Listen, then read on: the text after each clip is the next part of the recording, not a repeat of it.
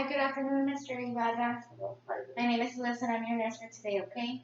We're going to be doing a health assessment on you. Is that fine? Okay, so we're going to start with some inspection. Begin by observing him, that he's relaxed, he's breathing okay, his posture is upright, relaxed with his arms around, at the sides.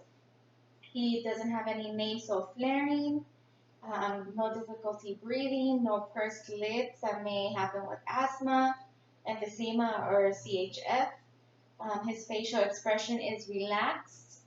So we're expecting the color of the face, the lips, the chest, no cyanosis, no pallor. Um, we're going to check your nail color. That looks fine.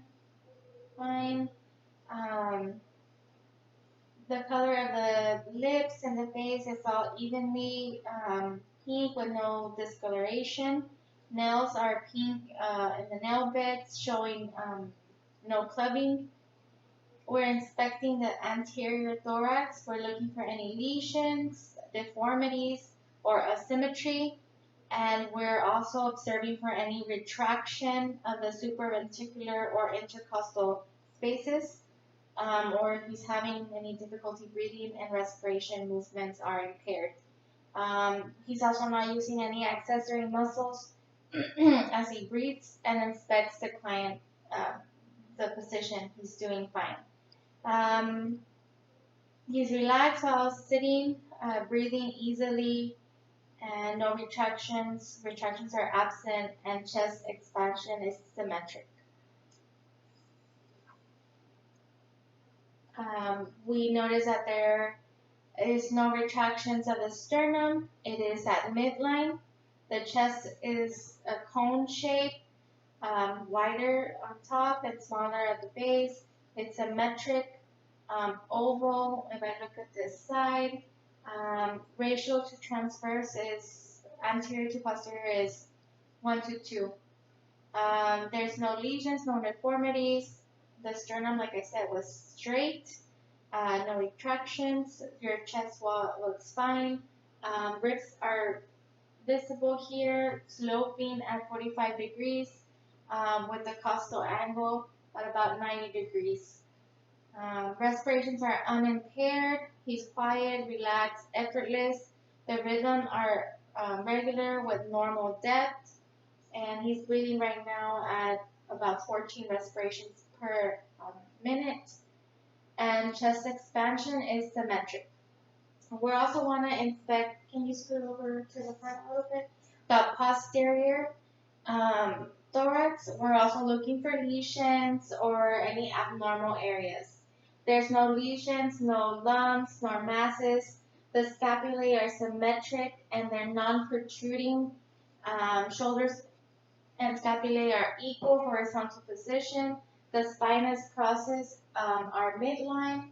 The thorax appears symmetric, ribs sloping downward at a 45-degree angle from the spine, and the ratio of transverse to anterior posterior is 1:2. So we're going to go ahead and palpate the front of the chest, the anterior thorax, for any tenderness, any masses or lesions. And so we're going to start here. We're palpating. You don't have any tenderness? No.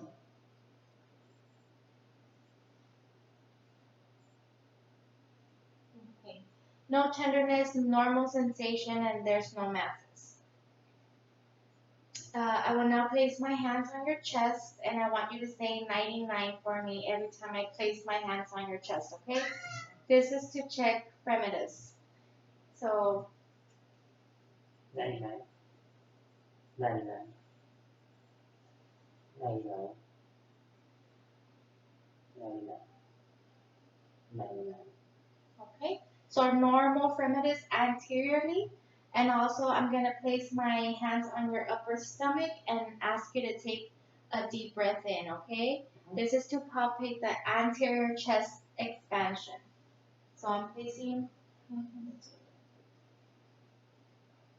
this. Take a deep breath. Thank you.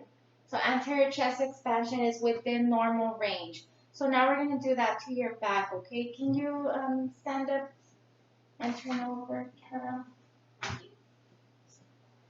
So you will now feel my hands on your back, and we're going to use the fingertips of we can use one hand or two hands, and we're going to palpate the posterior thorax, okay? For any tenderness, warmth, pain, or other sensation. Do you have any tenderness? No. Okay, so no denied tenderness, pain, or unusual sensations. Okay, so I'm going to go ahead and place my hands on the back, and whenever I place them, you can say 99, okay? 99. 99. 99. 99. 99.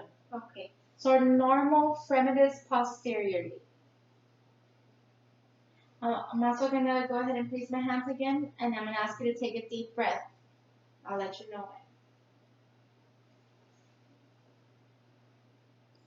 when. I am in between T9 and T10 and pinching a small fold of skin between my thumbs and the vertebrae. And go ahead and take a deep breath.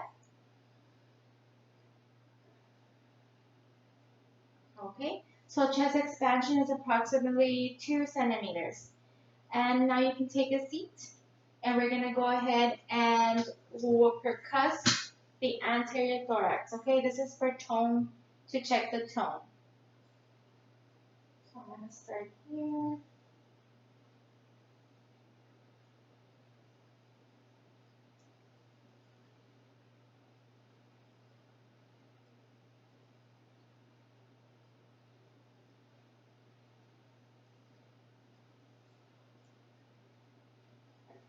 Check here.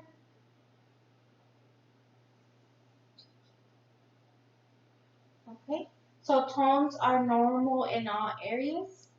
And we're all, next we're going to percuss the posterior, so the back. So you stand up for me, please. Turn around and cross your arms like this. And we're going to follow the sequence. So you can move like this. We're going to start up here, across both shoulders.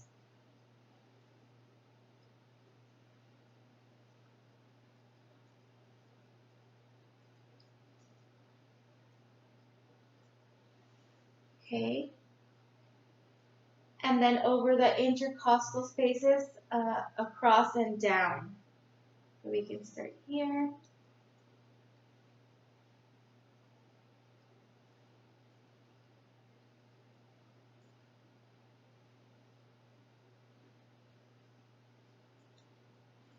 Okay, so we want to avoid percussing the scapulae because the flat tones is not something that we use in clinical use. We also want to percuss the bases of the lung, so that's on the sides.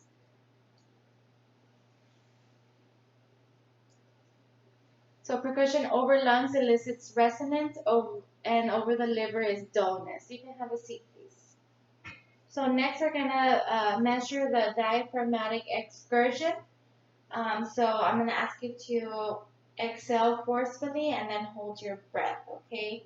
So in this case, we will begin at T7, which is at the back of on your back, and we will percuss the intercostal of the right posterior chest wall, and then we move downward until resonance turns to dullness.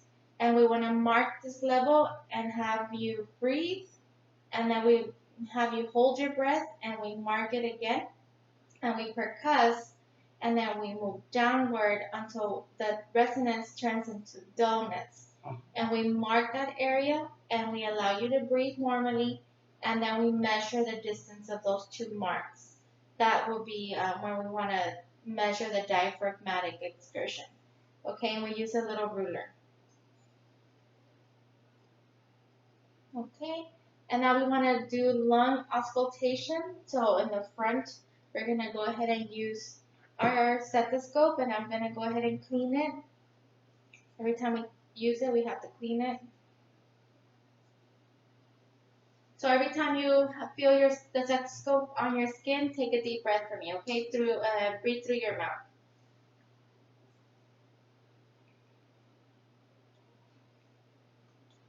Okay.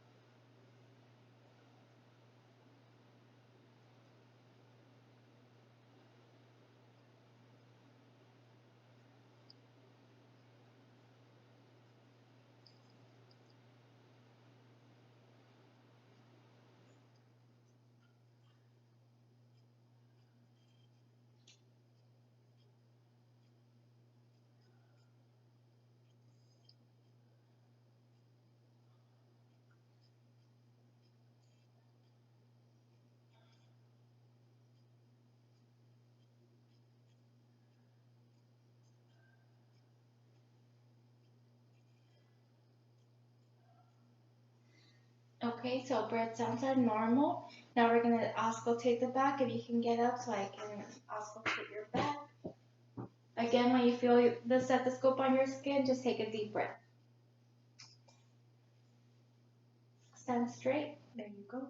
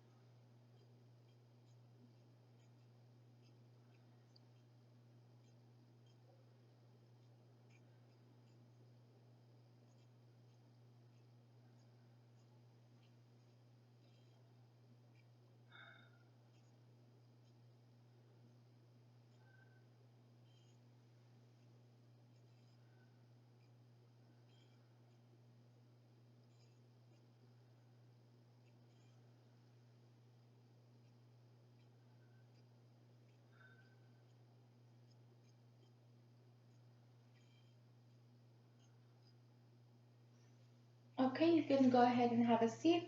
You have normal breath sounds. So now we're going to be looking at the neck vessels and your heart.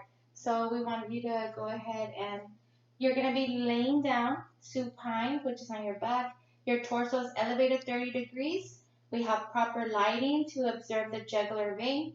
And we want to repeat at 45 degrees, 60 degrees, and then 90 degrees. And we want to look for jugular venous distension, that it should not be distended, bulging, or protruding. So we can go ahead and have you turn this way and just look at the jugular vein. No jugular venous distension. So we're going to go ahead and clean the diaphragm of the stethoscope and the bell. And we're going to auscultate the carotid artery. And can you please turn to one side? Hold your breath. We're going to place our bell on the carotid artery. And can you turn your head on to the other way and auscultate on this side? I think pulses 2+ with no variation in strength, beat to beat. They're both strong. It's smooth contour. We're not having any,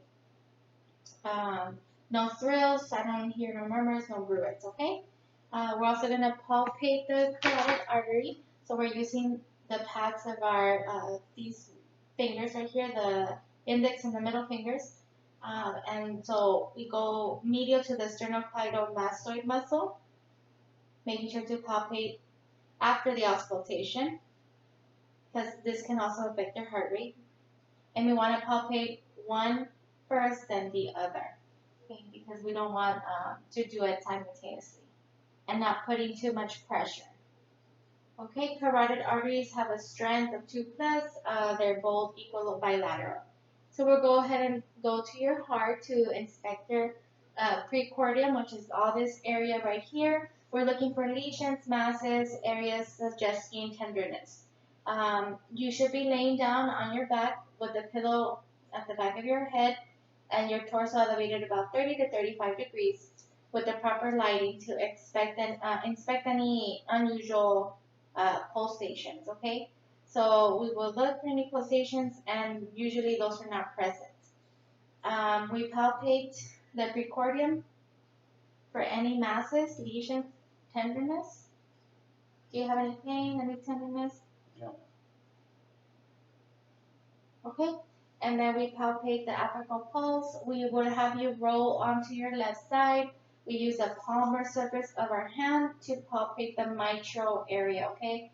And after locating the pulse, we palpate more accurately using one finger. This would with you on your left side, laying down. Apical impulse, discrete and tapping at the fifth intercostal space, the mid-clavicular line. Next, we will palpate for any abnormal pulsations with using our palm. We'll palpate at the apex and the left sternal border and the base. No pulsations or vibrations palpated in areas of apex, left sternal border, and base. We're going to go ahead and auscultate the 5 cardiac areas that we look for, which is the aortic area, the pulmonic area, Erb's point, the tricuspid, and the mitral area.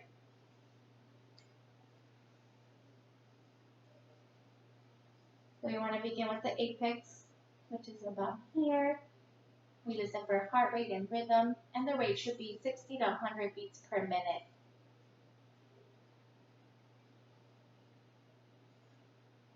So just showing this is the aortic, pulmonic, Erb's point, tricuspid, and mitral. We also use the bell to listen. Aortic, pulmonic, Erb's point, tricuspid, and mitral. We also want to auscultate you on your left side because that's when we can detect any murmurs. And we'll also auscultate you sitting down and leaning forward. And then we will also want to auscultate to listen to S1 and S2. S1, we can just listen here.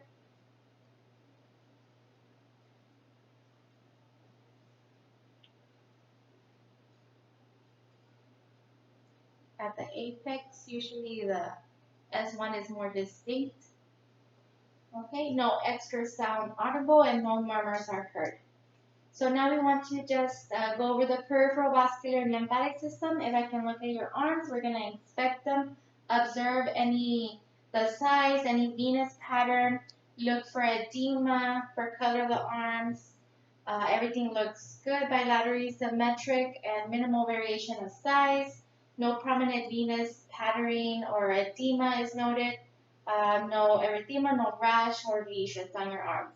We also want to palpate the hands and fingers, noting edema or any rashes.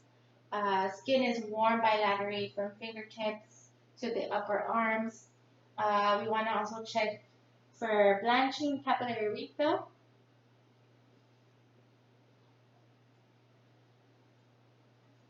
Take this one. Putting pressure, and it should be 2 to 3 seconds before the color returns. And we also are going to check your toenails. So,